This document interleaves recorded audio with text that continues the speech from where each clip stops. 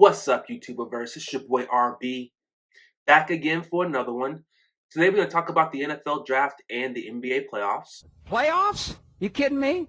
Nuance Machine, episode 21. Let's kick it.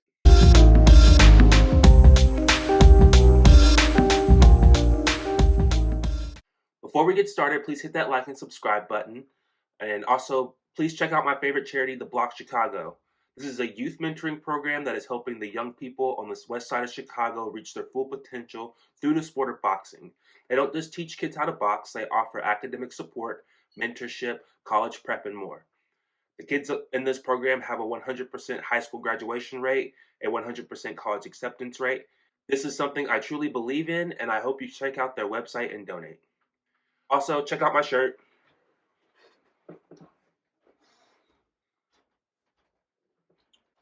If you like my shirt, you can find it at my shop, breezysprints.com, where you can find all original designs printed on high-quality tees, tank tops, sweatshirts, and hoodies. All designs are done by yours truly, and without further ado, let's get right into it. So, Bryce Young goes number 1 overall to the Panthers. Everyone knew that this was going to happen, that he was the best quarterback prospect in the draft, and the Panthers desperately needed a quarterback. They've had nothing but a quarterback carousel. Straight up. Cash in, cash out, cash in, cash out. Going round and round and round. Ever since Cam Newton fell out of his prime. And so hopefully this solves that problem. CJ Stroud went number 2 overall to the Texans, and they also desperately needed a new quarterback so that they could officially move on from Deshaun. I need a massage. Let me get into the happy baby position, Watson. With your arms stretched on the inside of the legs and gently open up your hips and widen your legs to deepen the stretch. Hey, yo, what the f? And Florida quarterback Anthony Richardson went 4th overall to the Colts. They're trying to officially move on from the Andrew Luck era where, they've tried Phillip Rivers for a year, but he was at the end of his career. And then they got Carson Wentz. That was a dumpster fire. So there's one notable name that didn't get called on the first day of the draft, and that's Will Levis. And Will was actually at the draft, which made things a little awkward because according to ESPN, he had over a 99% chance of getting drafted that first day in the first round, and he didn't get chosen. He didn't get picked. The Titans did eventually draft him with the 33rd overall pick, which is the first pick in the second round, which, he was considered a no-brainer first-round pick. So what happened? Let's talk about it. Let's talk about it.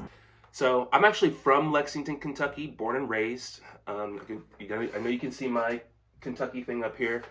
And I actually went to the University of Kentucky. So when it comes to college sports, I am a Kentucky Wildcat, 100%. I bleed blue always.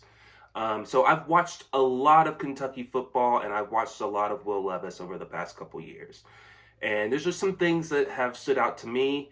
First off, he's a prototype NFL quarterback. He's 6'3", 230 pounds, a beast in the weight room, has a hand cannon for an arm.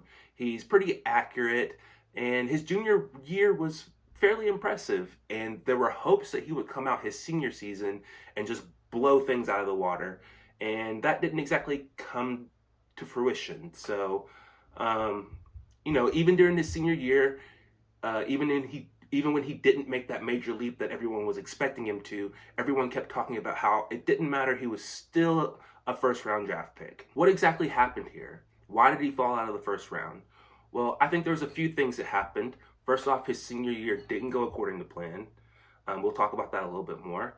I think the Kentucky offense that they were running held him back a bit, and there was some maturity and leadership issues going on there. And so, I don't want to bash the guy, but I am going to keep it real. Rich Scangarello, the former offensive coordinator, he was fired because of how inept he was at running the Kentucky offense with Will Levis as the quarterback. Like, you got to start quarterback, you got to do better on the offensive end. This team had one of the worst offensive lines I've seen. Probably the worst offensive line Mark Stoops has had since he's been at Kentucky. Will Levis was running for his life against SEC defense. Run for your life! And as a result, the offense became way more run-oriented. They started running way more screens, draws, and I just remember watching the games and being super frustrated that Will Levis couldn't get the ball down the field. So, they were trying to navigate a terrible offensive line. I get that, but the play calling was questionable at best. And then he got hurt, so that really cut his season short. But it was okay. Like, there were still talks of Levis being a lock for the first round. There were no talks of him falling down in draft status. And then came the situation where he opted out of the Music City Bowl. Honestly, I ultimately think that this was the straw that broke the camel's back. Oh my God. She's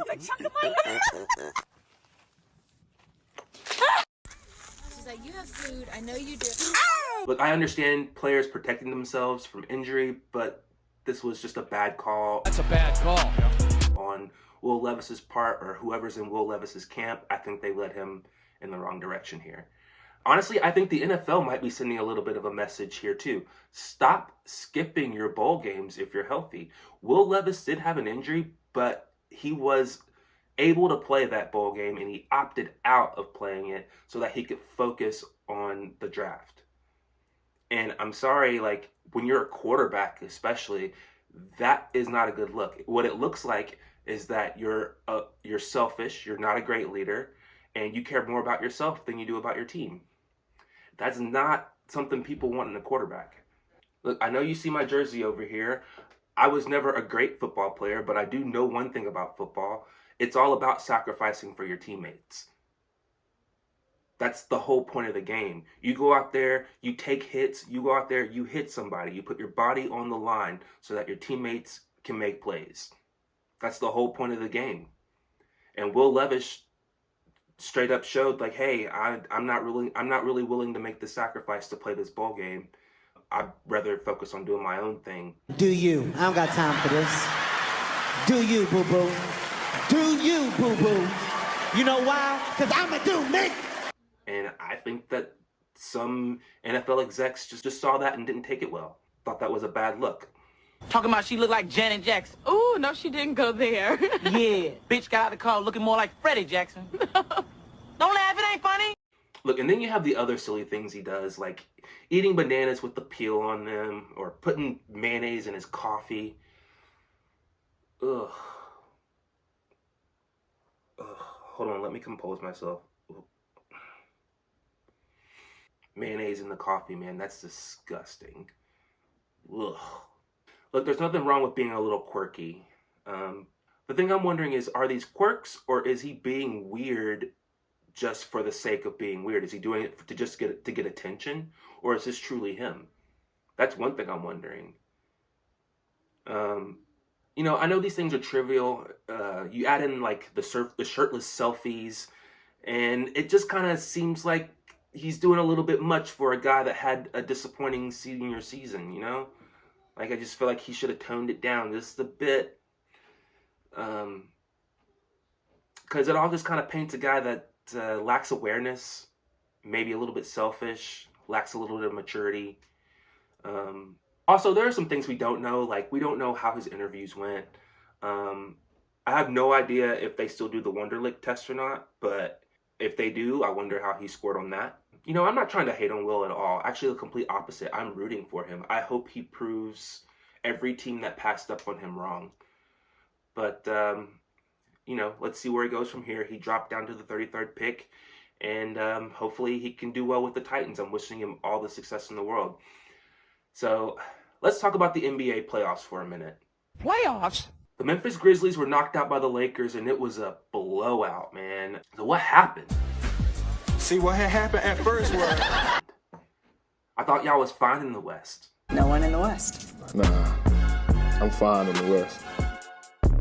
Man, to go and get destroyed like that by this Laker team that was just constructed just a couple months ago is embarrassing, especially after doing all that talking. I poke bears. It's clear that this team was young, inexperienced, immature, wasn't ready for the moment. He wasn't ready. And the Lakers took advantage of that and went on to win the series. And so now they face the winner of the Kings and Warriors series. That series that series. I understand De'Aaron Fox broke his finger, but that hasn't ruined things at all. It has not. Series has still been great. De'Aaron Fox still been great. Sacramento Kings won last night. Series is tied 3-3, going on to Game 7 in Sacramento. You see I got my purple up. This is for the Lakers and for Sacramento. I'm super hyped for this Game 7, man. There's nothing better than Game 7 in basketball. The Kings play at an absolute frenetic pace. Seriously, guys, if you haven't checked out a game from them yet, you have to watch the Kings play. How fast they go is incredible. Even after the Warriors make a shot, De'Aaron Fox is getting that ball and he's going. He's just running. Oh, that nigga's gone for the rest of the goddamn day. Shoom, shoom, shoom, shoom, shoom, shoom, shoom. You either see him like this or like that. That's your only two options. Shoom, shoom, shoom, shoom, shoom, shoom, shoom. You know, they always say that whoever's guarding Steph Curry has to keep up with him the entire game because he never stops moving. Well, now Steph Curry has to keep up with De'Aaron Fox.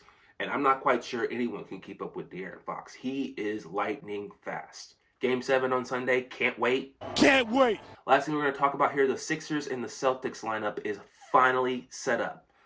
So the big question here is, can the Sixers get past the second round? Hey, yo, hold up. That's the wrong Tatum. That's Channing. Yeah, there we go. The second round has been the Sixers' nemesis for years now. The Celtics are the favorites to win the series, so, what do the Sixers have to do to win this thing? To get the upset here, what do they need to do? Well, first things first, and most importantly, Joel Embiid has to be healthy. He can't miss more than one game in this series, otherwise the Sixers are toast.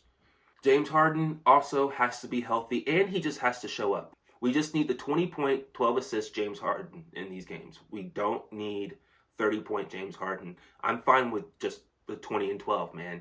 That's perfect. We need Tobias Harris to activate his contract. Power up and give us a couple big games. And we also need Tyrese Maxey to be hyper-aggressive, attack the rim, keep the pace up, run whenever there's opportunities to run. We need playoff PJ to show up and at least slow down Jason Tatum and or Jaylen Brown, whichever one they decide to put him on. Finally, we need to be aggressive as a team. We need to just attack the rim. Boston ranks 28th overall in free throw shots for the season. The Sixers rank 9th. So we need to take advantage of that discrepancy, get to the foul line as often as possible, make the free throw discrepancy as large as possible. And I think it's going to be a great series. I think it's going to be fire. So that's going to be all for this one, guys. I'll see you on the next one. Can't wait. Love you guys. Peace. Dark side, light this bitch up.